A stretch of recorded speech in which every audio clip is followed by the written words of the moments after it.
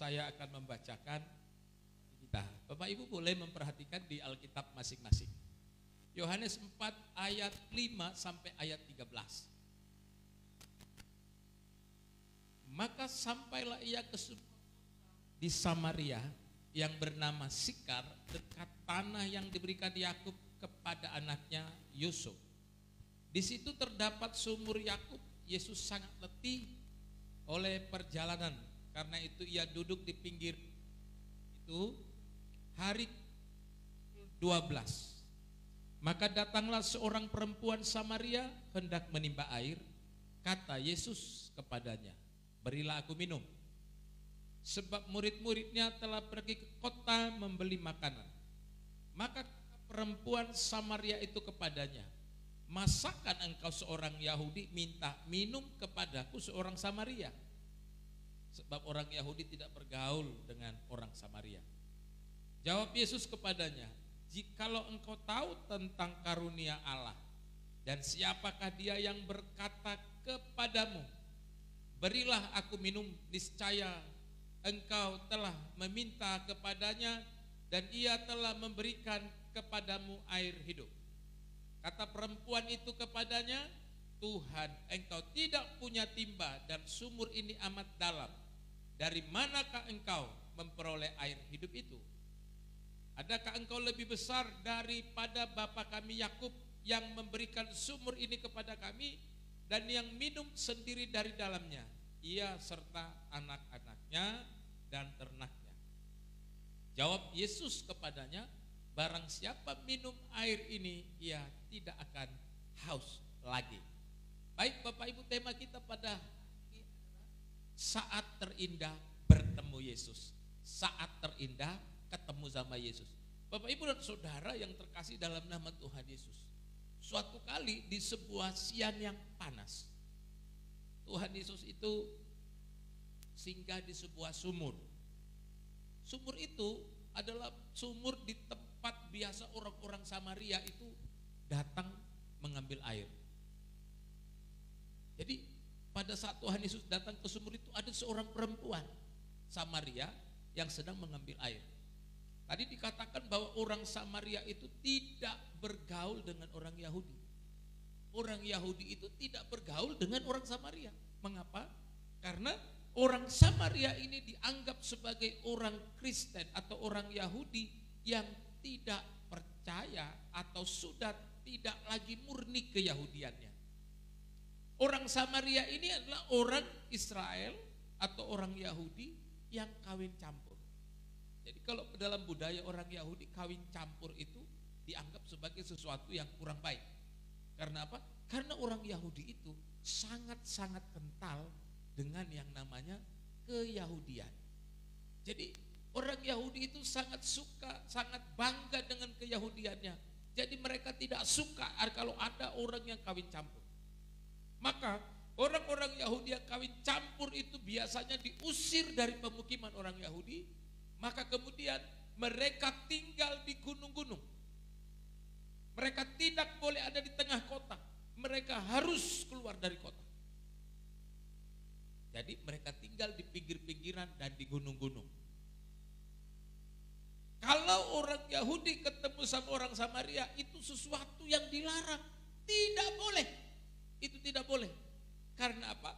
Karena takutnya kalau mereka ketemu sama orang Samaria, nanti mereka ketularan atau nanti mereka mengikuti pola hidupnya orang Samaria. Orang Samaria itu percaya kepada 5 kitab Musa atau Pentateuk. Kejadian, Keluaran, Imamat, Bilangan, Ulangan. Orang Samaria itu hanya percaya kepada 5 kitab ini. Kitab-kitab lain mereka enggak setuju. Mereka tidak mau tahu. Karena apa? Karena menurut orang Samaria, selain 5 kitab Musa, Kejadian, Keluaran, Imamat, Bilangan, Ulangan, semuanya itu berisi tradisi orang Yahudi. Dan mereka bukan orang Yahudi. Jadi mereka tidak percaya kepada kitab yang lain, kecuali kepada 5 kitab ini. Orang Samaria ini selalu biasanya itu dijauhi, dihindari, tidak boleh ketemu. Bahkan mereka dianggap sebagai orang yang tidak setara dengan orang Yahudi. Itulah sebabnya pada perempuan ini bertemu dengan Yesus dan Yesus meminta minum kepada dia. Perempuan mengatakan bahwa tidak baik orang Yahudi bertemu dengan orang Samaria. Tidak baik, karena memang selama ini ada sesuatu yang tidak baik. Tetapi hari itu Tuhan Yesus memang bertemu dengan perempuan Samaria ini. Bukan karena hanya mau minta minum saja. Tapi misi utama dari Tuhan Yesus bertemu dengan perempuan Samaria ini adalah bagaimana Tuhan Yesus itu memberitakan kabar kesukaan bagi orang Samaria. Orang Samaria, orang yang dijauhi. Orang Samaria, orang yang dianggap tidak penting. Orang Samaria, orang yang tidak diperdulikan, bahkan dianggap rendah. Tapi mereka juga berhak untuk mendapatkan kabar baik. Amin, Bapak Ibu. Mereka juga berhak untuk menerima keselamatan itu. Dan akhirnya perempuan Maria ini terima Yesus sebagai Tuhan dan Juru Selamat. Mau memperoleh hidup yang kekal. Dia mau, dia juga sama dengan orang-orang lain yang menerima Yesus sebagai Tuhan dan Juru Selamat. Dia juga mau diselamatkan. Dari bagaimana pertemuan orang Samaria ini bertemu dengan Yesus, saya akan mengajak Bapak Ibu melihat apa yang terjadi ketika kita bertemu dengan Yesus. Apa Bapak Ibu yang sudah pernah mimpi ketemu Tuhan Yesus? Sudah ada Bapak Ibu? Belum ya? Mau cepat-cepat ketemu Tuhan Yesus? Kalau cepat ketemu Tuhan Yesus berarti kita dipanggil.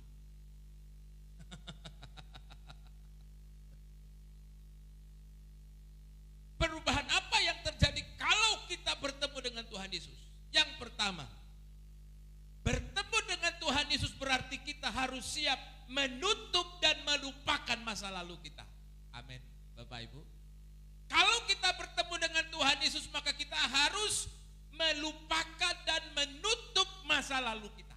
Kita perhatikan ayat 15 sampai 18. Yohanes 4 ayat 15 sampai 18. Kita baca bersama-sama. 1, 2, 3. Tetapi barang siapa minum, ayat 15. 1, 2, 3. Kata perempuan itu kepadanya, Tuhan, berikanlah aku air itu supaya aku tidak haus dan tidak usah datang lagi untuk menimba air. Kata Yesus kepadanya, pergilah, panggillah suamimu dan datang ke sini. Kata perempuan itu, aku tidak mempunyai suami. Kata Yesus kepadanya, tepat katamu bahwa engkau tidak mempunyai suami. Ayat 18, sebab engkau sudah mempunyai 5 suami dan yang ada sekarang padamu bukanlah suamimu. Dalam hal ini engkau berkata benar. Berapa suami ibu itu? 5 yang sah. Yang satu lagi belum sah. Bayangin Bapak Ibu, perempuan ini punya suami 5 dan akan menjadi 6. Semoga gak nambah. Cukup. Kan begitu. Bapak Ibu saudaraku yang terkasih dalam nama Tuhan Yesus, perempuan ini mempunyai masa lalu yang kurang baik karena dia mempunyai 5 orang suami dan saat ini dia sedang hidup tanpa ikatan dengan seorang laki-laki lain. Pada saat Tuhan Yesus berkata kepadanya, pergilah, panggillah suamimu dan datang ke sini. Perempuan ini bingung. Ketika Tuhan Yesus mengatakan, pergilah dan panggillah suamimu, datang ke sini. Perempuan ini bingung, suami yang mana? Suami yang mana mau ke sini? Nomor 1, nomor 2, nomor 3, 5. Bingung. Apakah Yesus mengetahui bahwa dia mempunyai banyak suami? Tahu Tuhan Yesus. Kata Yesus kepadanya, kata perempuan itu, aku tidak mempunyai suami. Kata Yesus kepadanya, tepat katamu bahwa engkau tidak mempunyai suami. Sebab engkau sudah mempunyai 5 suami dan yang ada sekarang padamu bukan suamimu. Ini tegas sekali Tuhan Yesus mengatakan. Sebab engkau memang tidak lagi punya suami. Artinya 5-5-nya itu bukan lagi suaminya. Artinya 5-5-nya itu sudah meninggalkan dia. Dan saat ini dia sedang menjalin ikatan dengan seorang pria itu tanpa ikatan. Bayangin saudara, perempuan ini adalah perempuan yang tidak disukai dalam tradisi masyarakat saat itu. Perempuan ini adalah perempuan yang tidak disukai pada saat itu. Ditambah lagi dia adalah seorang perempuan Samaria. Dia tidak disukai. Tetapi pada saat dia bertemu dengan Tuhan Yesus, apakah Tuhan Yesus mempermasalahkan hal itu? Tidak. Tuhan Yesus tahu bahwa dia punya masa lalu yang kurang baik. Tapi Tuhan Yesus tidak mempermasalahkan itu. Karena yang penting ketika kita datang berjumpa, bertemu dengan Tuhan Yesus, kita tidak lagi diikat oleh masa lalu kita. Amin. Pada saat kita bertemu dengan Yesus, pada saat perempuan ini ketemu dan berjumpa dengan Yesus, Tuhan Yesus tidak lagi melihat masa lalunya. Karena masa lalu itu sudah dikubur ketika dia sudah mengambil keputusan menerima Yesus sebagai Tuhan dan Juru Selamat. Sehitam apapun masa lalunya, segagal apapun dia di masa lalu, sebanyak apapun kesalahan dia di masa lalu, Tuhan Yesus sudah selesaikan itu. Amin. Tuhan Yesus sudah selesaikan itu Bapak Ibu. Bapak Ibu dan saudaraku yang terkasih dalam nama Tuhan Yesus. Siapa yang tidak punya masa lalu? Ada orang pembunuh tiba-tiba jadi pendeta Bapak Ibu. Ada orang perampok tiba-tiba dia jadi baik. Ada orang dulu nakalnya minta ampun, tapi sekarang berubah. Ada orang yang dulu masa lalunya itu sangat kelam, tapi sesudah ketemu Yesus, setelah berjumpa Yesus secara pribadi, dia berubah. Itulah yang kita sebut dengan pertobatan. Pertobatan itu adalah di mana kita meninggalkan masa lalu kita dan kita tidak lagi mengulanginya. Bertobat itu berarti kita mengatakan stop berbuat dosa dan berjanji tidak akan mengulang lagi. Amin. Bapak Ibu, itulah namanya orang yang bertobat. Bertobat itu berarti kita melupakan masa lalu kita, melupakan dosa-dosa kita, dan kita komitmen dan berjanji di hadapan Tuhan bahwa kita nggak akan berbuat dosa lagi. Itulah yang namanya bertobat. Tapi jangan umat. Jadi kalau sudah bertobat jangan umat. Kalau orang sudah bertobat kumat lagi, berarti bertobat balik lagi, jatuh lagi, berbuat dosa lagi. Makanya disebut dengan Kristen tomat, tobat, umat.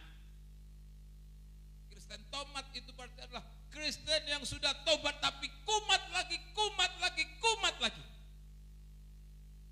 Seharusnya orang yang sudah bertemu dengan Yesus, dia sudah melupakan masa lalunya dan dia berjanji dia tidak akan lagi dan tidak akan lagi mengulangi kesalahan yang sama. Dan Tuhan Yesus tahu perempuan Samaria ini adalah perempuan yang mau melupakan masa lalunya. Amin, Bapak Ibu. Kalaulah kita bisa mengulang masa lalu, kalaulah kita bisa balik memutar waktu Bapak Ibu, pasti orang-orang akan bilang kepada dirinya, kalau saya tahu begini, setelah ketemu Yesus, saya tidak akan jadi orang nakal di masa lalu. Tapi kita nggak bisa mengubah masa lalu, tapi kita bisa buat komitmen, buat janji sama Tuhan untuk lebih baik lagi. Amin, Bapak Ibu. Jadi perempuan Samaria ini bertemu dengan Yesus dan dia janji dia tidak mau lagi berbuat dosa lagi. Itu yang pertama. Yang kedua, perjumpaan dengan Yesus menghasilkan atau menumbuhkan iman. Perjumpaan dengan Yesus, pertemuan dengan Yesus itu menumbuhkan iman. Kita perhatikan Bapak Ibu ayat 21 sampai 23. Mari kita perhatikan Alkitab kita. Mulai dari ayat 20. Ayat 20 sampai 23 kita baca bersama-sama. 1, 2, 3. Nenek moyang kami menyembah di atas gunung ini, tetapi kamu katakan bahwa Yerusalemlah tempat orang menyembah. Kata Yesus kepadanya, percayalah kepadaku, hai perempuan, saatnya akan tiba bahwa kamu akan menyembah Bapa bukan di gunung ini dan bukan juga di Yerusalem. Ayat 22. Kamu menyembah apa yang tidak kamu kenal, kami menyembah apa yang kami kenal, sebab keselamatan datang dari bangsa Yahudi. Ayat 23. Tetapi saatnya akan datang dan sudah tiba sekarang bahwa penyembah-penyembah benar akan menyembah Bapa dalam roh dan kebenaran, sebab Bapa menghendaki penyembah-penyembah demikian. Bapak Ibu dan Saudara yang terkasih dalam nama Tuhan Yesus, kalau kita melihat kepercayaan perempuan Samaria ini, ternyata berdasarkan ayat 20 dikatakan bahwa nenek moyang kami menyembah di atas gunung. Nenek moyang kami menyembah di atas gunung, tapi bukan Gunung Kawi, Bapak Ibu. Di atas Gunung Kawi sana. Tapi dikatakan bahwa orang Samaria ini punya konsep ibadah menyembah di gunung-gunung. Sekarang masih ada yang menyembah di gunung-gunung, Bapak Ibu? Ada? Ada. Yang minta kaya. Yang minta kaya biasanya pergi ke Gunung Kawi. Katanya kalau mau ke sana bawa cermin, Bapak Ibu ya. Saya nggak tahu. Tapi katanya kalau orang mau datang ke sana katanya bawa cermin, diletakin itu cermin-cermin di kaki gunung katanya. Saya nggak tahu. Siapa tahu jinnya mau sisiran. Kita kan nggak tahu. Tapi katanya kalau ke sana itu ninggalin cermin. Saya nggak tahu apa filosofinya ke sana ninggalin cermin. Tapi kita ambil positif saja. Mungkin yang mau mengabulkan permohonannya itu sisiran dulu, butuh kaca, kan gunungnya tidak ada kacanya, sisiran dulu. Katanya sih begitu. Saya sih nggak tahu, saya nggak pernah ke sana nyembah. Jalan-jalan pernah, tapi untuk nyembah nggak pernah, mujah nggak pernah. Orang Samaria dikatakan bahwa nenek moyang mereka itu menyembah di gunung-gunung. Menyembah di gunung-gunung dikatakan nenek moyang mereka. Bukan menyembah ke Yerusalem. Jadi sedang dipertentangkan di situ menyembah di gunung dan Yerusalem.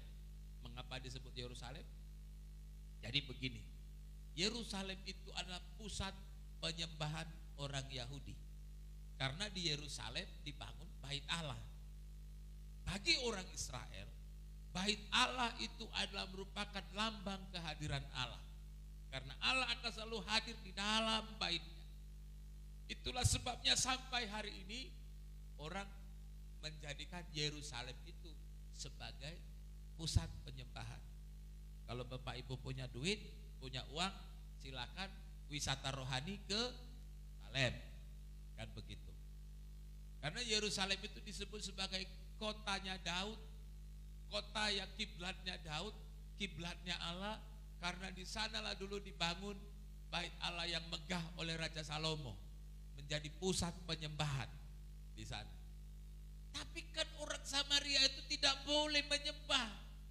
Tapi kan orang Samaria itu adalah orang yang dijauhkan dari orang Yahudi. Orang Samaria ini adalah orang yang dikucilkan. Mereka tidak boleh datang ke Yerusalem.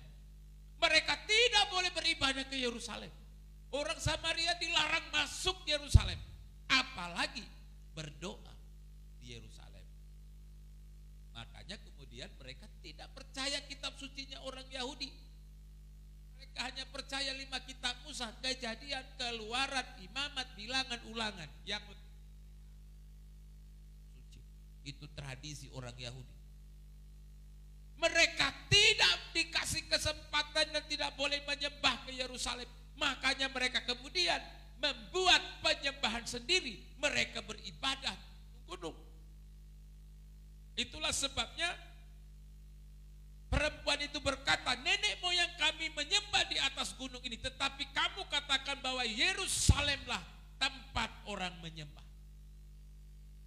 Dari sini kita melihat dari perkataan perempuan ini, nada-nadanya sedikit protes sebenarnya. Protes apa? Kalian mengatakan bahwa Yerusalemlah tempat penyembahan. Kalian mengatakan Yerusalemlah pusat dari penyembahan kalian. Tapi kan kami gak boleh ke sana. Makanya kami menyembah di gunung-gunung. Walaupun perempuan ini dan bangsanya orang Samaria, mereka tidak diperkenankan masuk ke Yerusalem. Walaupun mereka tidak diperbolehkan menyembah dan beribadah di Yerusalem. Tapi mereka juga percaya yang namanya Mesias. Orang Samaria ini juga percaya bahwa suatu saat akan datang Mesias. Mari kita baca ayat 25. Ayat 25 kita baca bersama-sama. 1, 2, 3. Jawab perempuan itu kepadanya, aku tahu bahwa Mesias akan datang yang disebut juga Kristus. Apabila ia datang, ia akan memberitakan segala sesuatu kepada kami. Mereka percaya bahwa akan ada Mesias yang akan datang, bahwa akan ada Kristus yang akan datang, yang akan memberitakan segala sesuatu kepada mereka. Dan dia tidak tahu bahwa saat itu bahwa perempuan itu tidak sadar bahwa yang berbicara dengan dia saat itu adalah Kristus yang mereka tunggu-tunggu selama ini. Mereka percaya kepada Kristus, mereka percaya kepada Mesias. Tapi mereka tidak sadar bahwa Kristus itu sudah ada di depan matanya. Dan perempuan ini tidak sadar bahwa dia sedang berbicara bersama-sama dengan Yesus. Dia tidak sadar bahwa yang di depannya itu adalah Yesus. Bapak Ibu dan Saudara yang terkasih dalam nama Tuhan Yesus. Sejak perempuan ini bertemu dengan Yesus, akhirnya dia tahu bahwa yang berbicara dengan dia itu adalah Yesus. Mari kita perhatikan lagi Alkitab kita, ayat 28 sampai 30. 1, 2, 3. Maka perempuan itu meninggalkan tempayannya di situ, lalu pergi ke kota dan berkata kepada orang-orang yang di situ, mari lihat, di sana ada seorang yang mengatakan kepadaku segala sesuatu yang telah kuperbuat. Mungkinkah dia itu Kristus itu? Jadi perempuan ini langsung cerita kepada banyak orang, tapi belum yakin sungguh-sungguh. Masih ada kata, mungkinkah dia Kristus itu, atau dia ini Kristus yang lain? Mungkinkah dia? Tapi kalau kita melihat Bapak Ibu, kelanjutannya ini sampai kepada ayat yang ke-42.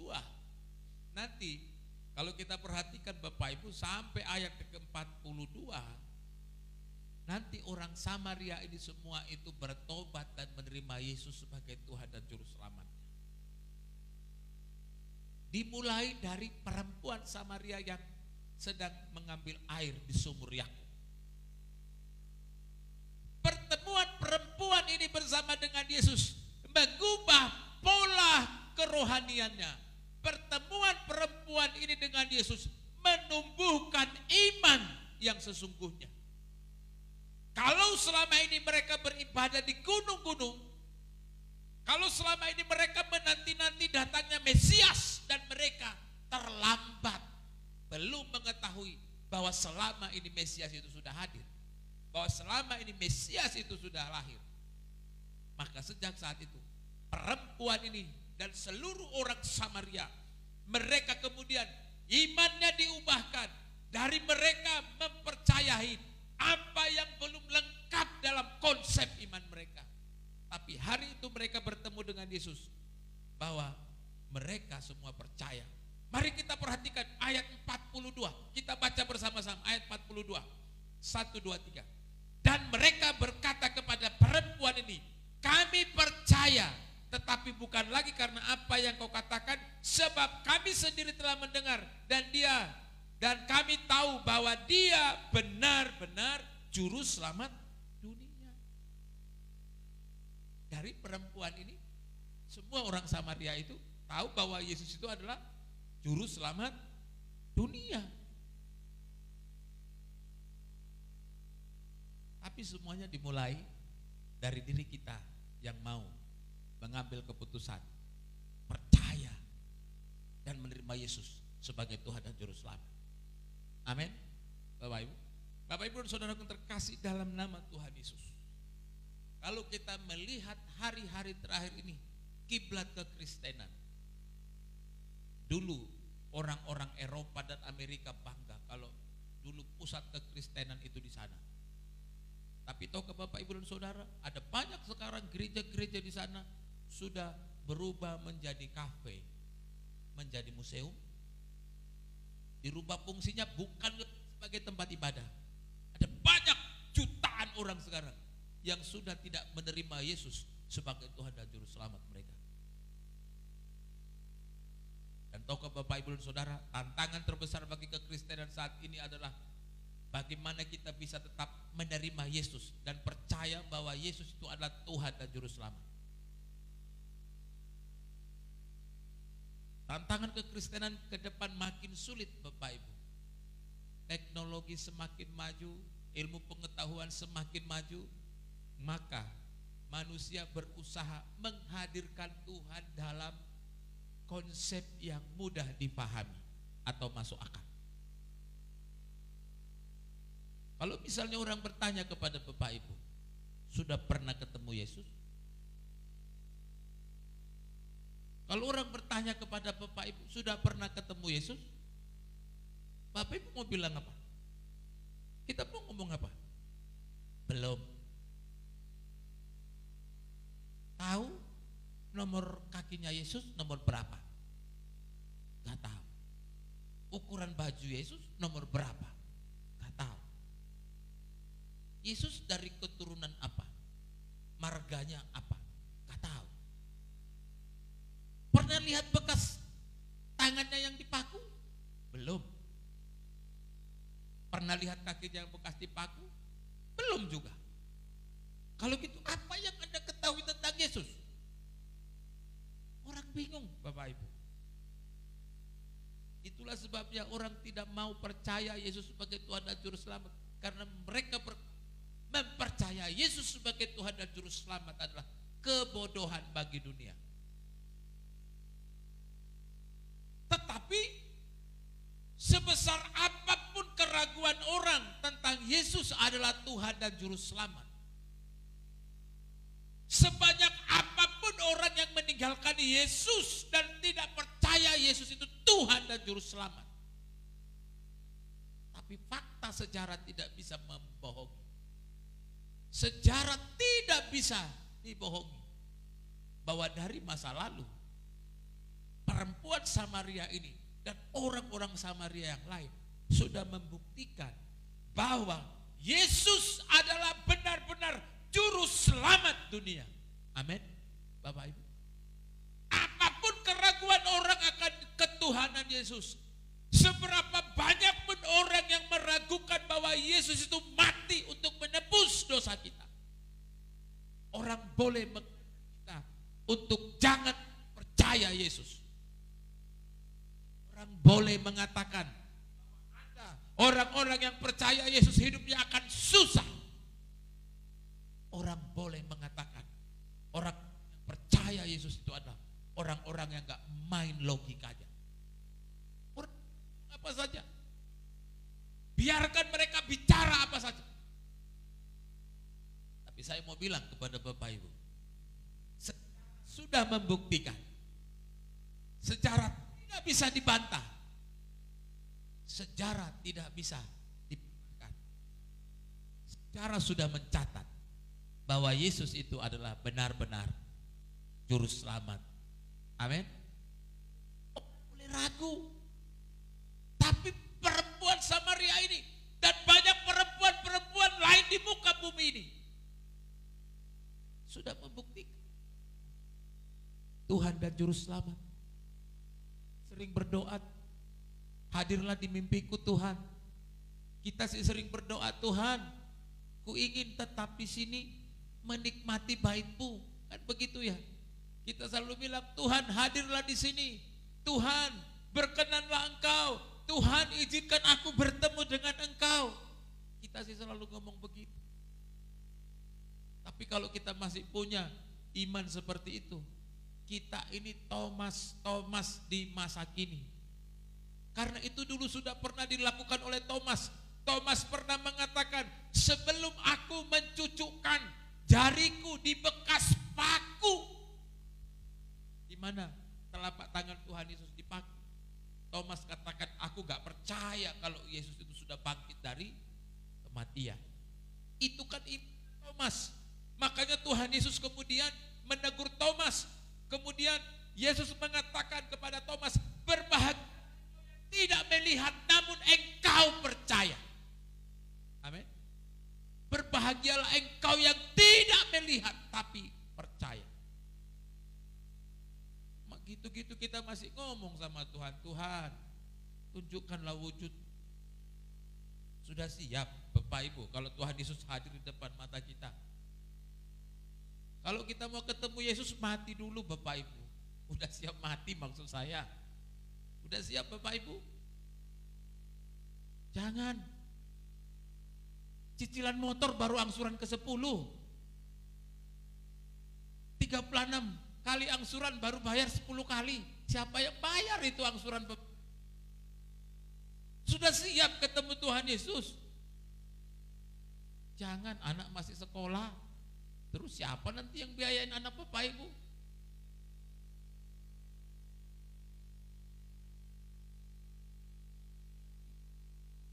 Yang Yesus mau itu adalah jangan pernah meragukan Yesus sebagai Tuhan dan Juru Selamat. Amin Bapak Ibu. Jangan pernah meragukan Yesus sebagai Tuhan dan Juru Selamat. Bapak Ibu dan saudaraku yang terkasih dalam nama Tuhan Yesus, saya akan punya konten Bapak Ibu, Facebook maupun di YouTube. Ada seorang perempuan yang selalu mengkomen-komen apa saya. Komen-komennya itu satu, dia mendoakan saya supaya saya semoga Pak Togi dapat hidayah. Didoain saya Bapak Ibu. Semoga katanya saya dapat hidayah. Didoain gitu saya.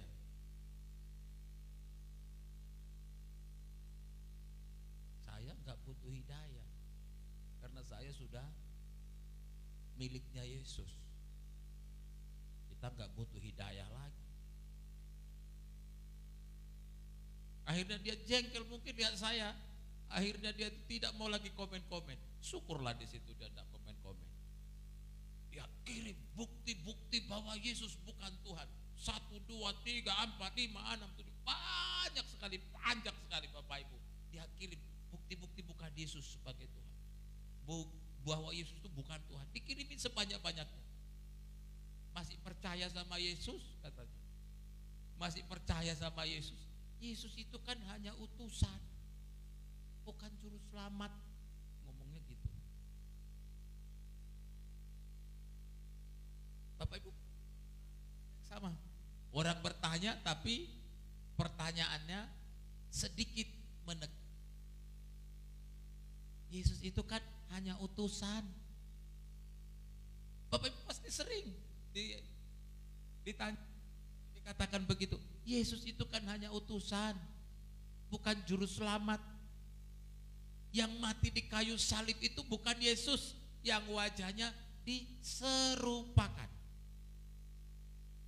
Jadi ada teori yang mengatakan bahwa Yesus itu kan bisa bikin mujizat, dia bisa bikin hal-hal yang besar.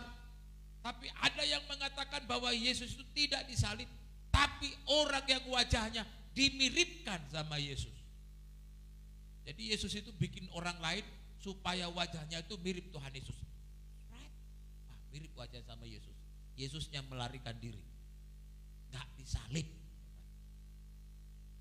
Ada teori yang bilang begitu, Bapak Ibu.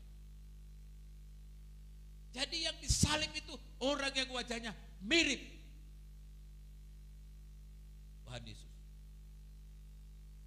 Tapi kalau dia bilang begitu, harusnya kita panggil dari forensik Polri, tes DNA. Kan begitu.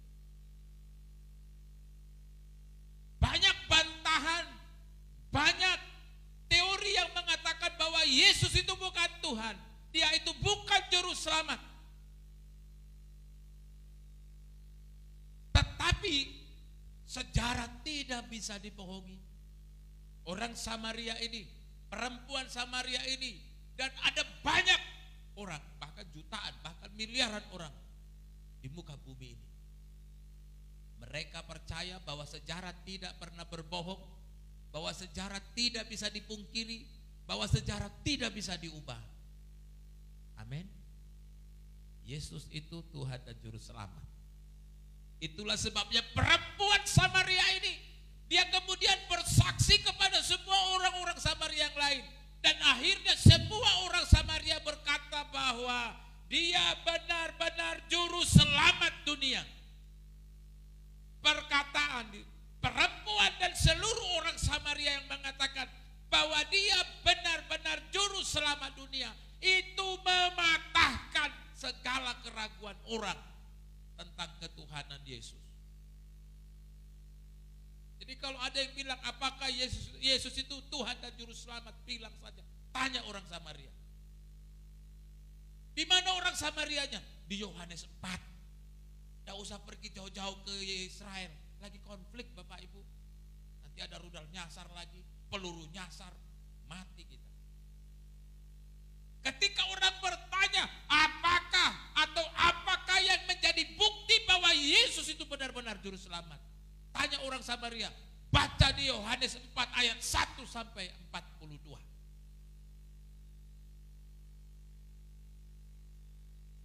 Fakta sejarah yang tidak bisa dipungkiri bahwa Yesus itu benar-benar Tuhan dan Juru Selamat. Itulah sebabnya perempuan Samaria ini dari saat itu dia mengikuti perkataan Yesus bahwa dia tidak akan lagi menyembah di gunung-gunung. Perempuan Samaria ini meninggalkan pola penyembahannya yang lama, tidak lagi menyembah di gunung-gunung. Mari kita baca Alkitab kita 3 dan 24. Sama-sama kita baca ayat 23 dan 24. 1, 2, 3. Tetapi saatnya akan datang dan sudah tiba sekarang bahwa penyembah-penyembah benar akan menyembah Bapa dalam roh dan kebenaran. Sebab Bapa menghendaki penyembah-penyembah demikian. Allah itu roh, dan barang siapa menyembah dia harus menyembah dalam roh dan kebenaran. Jadi Allah itu apa katanya Bapak Ibu? Roh. Kalau dia roh berarti Allah itu tidak mengambil rupa dalam bentuk gunung.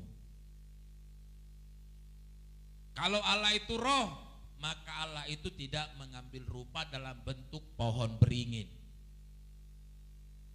Kalau Allah itu roh, maka Allah itu tidak mengambil rupa dalam bentuk batu. Kalau Allah itu roh, maka Allah itu tidak mengambil rupa dalam bentuk binatang. Kalau baik, nanti karmanya jadi manusia lagi. Kalau nakal, jadi kodok. Allah itu roh. Jadi kalau roh bisakah didefinisikan? Bisakah Bapak Ibu menggambarkan bentuk roh? Bisa Bapak Ibu kira-kira menggambarkan bentuk roh? Ada yang bilang begini, bertanya begini. Pendeta, Kenapa gambar Tuhan Yesus itu berubah-berubah? Kalau di Afrika gambar Tuhan Yesus kok rambutnya keriting, kulitnya hitam. Kalau Bapak Ibu di Indonesia gambar Tuhan Yesus seperti apa? Brewok, terus rambutnya panjang, warnanya hitam, pirang. Kenapa dia coklat? Karena belum ada sampo sansling. Pente belum ya? Jangan beli. Sudah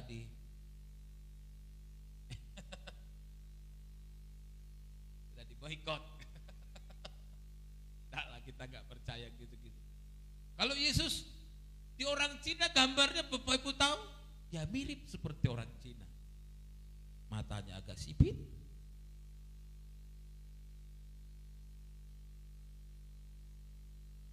Gambar Yesus itu dipertanyakan oleh banyak orang.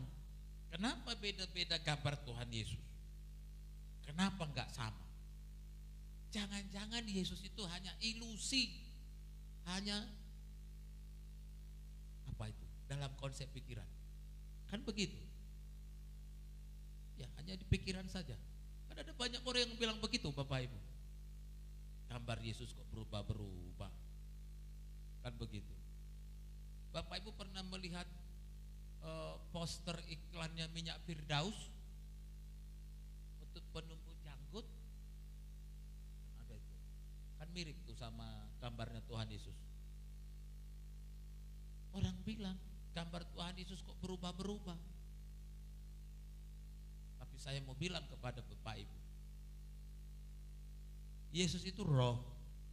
Dalam roh dia adalah Allah yang maha kuasa. Bahkan dia roh bisa mengambil rupa dalam wujud manusia dalam diri Yesus Kristus. Maka dia bisa lakukan apa saja. Tetapi yang tidak pernah Yesus lakukan adalah dia membatalkan ketuhanannya, dan dia yang tidak pernah dia lakukan adalah membatalkan penyalibannya. Karena apa? Karena memang Yesus itu betul-betul disalib. Karena apa? Karena memang Yesus itu betul-betul Tuhan. Orang boleh ragu apa saja, silakan orang ragu. Karena untuk menjadi orang yang percaya kepada Yesus itu adalah harus orang yang mengalami pertemuan secara pribadi dengan Yesus. Amin. Ada banyak orang yang mendengar, ada banyak orang yang membaca Alkitab, ada banyak orang yang sudah mendengar Yesus. Tapi tidak semua orang yang membaca Alkitab, tidak semua orang yang mendengar Yesus itu mau percaya kepada Yesus. Karena memang menjadi orang yang percaya kepada Yesus itu adalah mahal harganya. Tidak semua orang akan menjadi percaya kepada Yesus. Tetapi orang-orang yang di dalam dirinya Roh Kudus bekerja. Hanya orang-orang yang di hatinya Roh Kudus bekerja. Yang kemudian dia akan menyembah kepada Yesus dalam roh dan kebenaran. Amin. Hanya orang-orang yang hatinya dipenuhi oleh Roh Kudus yang akan datang dan menyembah Yesus dalam roh dan kebenaran. Kalau begitu, kalau orang yang tidak datang dan tidak percaya Yesus sebagai Tuhan dan Juru Selamat, apa? Mereka adalah orang-orang yang hatinya tidak dipenuhi oleh Roh Kudus. Karena itu berbahagialah Bapak Ibu dan Saudara hari ini, kalau Bapak Ibu masih percaya dan yakin, imannya tidak goyah bahwa Yesus itu Tuhan dan Juru Selamat. Itu karena Roh Kudus masih bersemayam di hati Bapak Ibu dan saya. Amin. Makanya kita bisa berkata, meskipun saya susah, menderita dalam dunia, saya mau iring Yesus sampai selamanya. Amin. Bapak Ibu, penderitaan boleh datang silih berganti, masalah boleh datang silih berganti, masa lalu kita hitam kelam, pekat, luar biasa. Tapi firman Tuhan yang berkata Yesus itu adalah Tuhan dan Juru Selamat. Bahkan kita bisa berkata, meskipun saya susah, menderita dalam dunia, saya mau iring Yesus sampai. Saya mengundang tim musik maju ke depan. Kita mau nyanyikan pujian ini Bapak Ibu. Saya mau iring Yesus.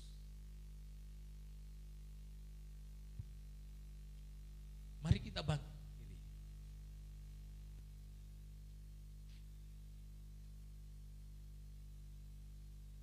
Bapak Ibu dan Saudara, firman Tuhan hari ini mengingatkan kita bahwa perjumpaan dengan Yesus itu tidak dialami oleh semua orang. Kalau Bapak Ibu boleh di tempat ini tetap percaya Yesus, sekalipun berbagai macam-macam pencobaan, sekalipun kita mengalami berbagai macam penderitaan, hidup kita berat, tapi kita mau buat janji sama Tuhan. Saya mau iring Yesus.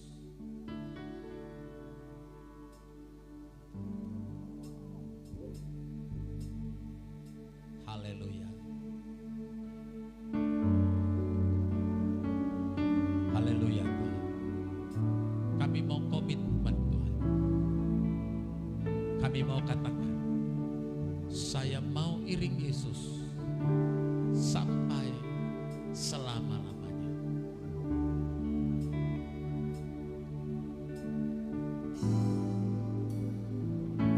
Saya mau iring Yesus. Saya mau iring Yesus sampai selama-lamanya, meskipun saya susah, meskipun saya susah, menderita dalam dunia,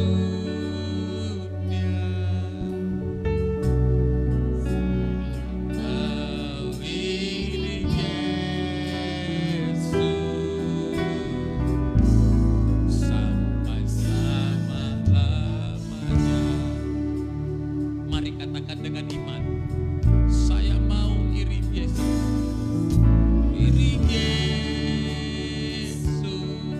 Amin.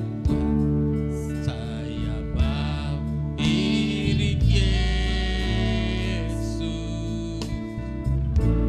sampai selama-lamanya, meskipun saya susah, meskipun saya susah, menderita dalam dunia, saya mau iring Yesus sampai selama-lamanya. Dengan iman katakan, saya mau iring Yesus. Iring Yesus. Amin. Ya mau iring Yesus sampai selama-lamanya, meskipun saya susah, meskipun saya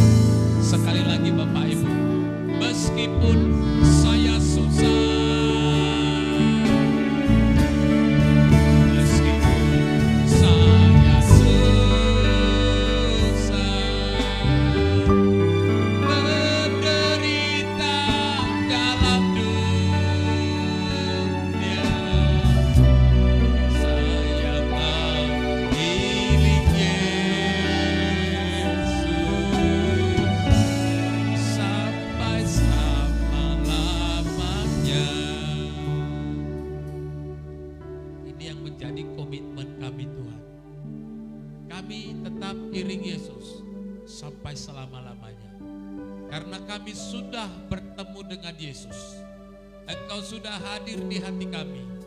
Dan dengan bibir, mulut, lidah kami sudah mengaku Engkau adalah juru selamat dunia yang sudah mati bagi dosa-dosa kami.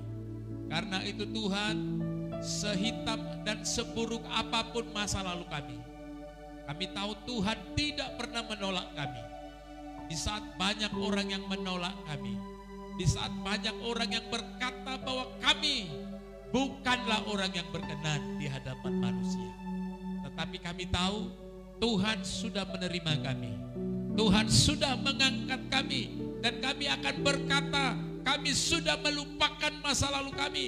Dan kami hanya mau fokus menerima Yesus sebagai Tuhan dan Juru Selamat. Dan